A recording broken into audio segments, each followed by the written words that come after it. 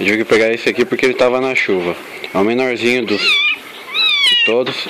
Vou deixar ele junto dos priminhos. Esse aqui é o Bilbo. Olha ele no tamanho em compensação dos outros. Esse aqui já tá adulto. O tamanho dele.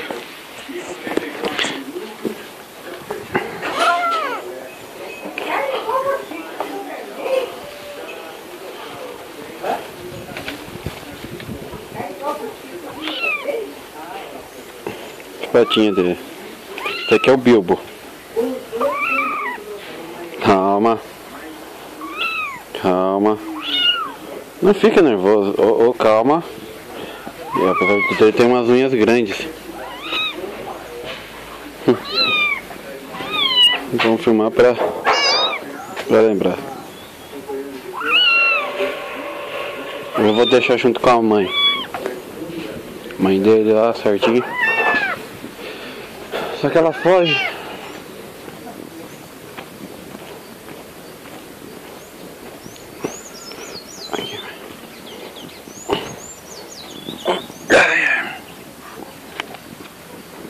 Ei, não disse? Mãe foge dele.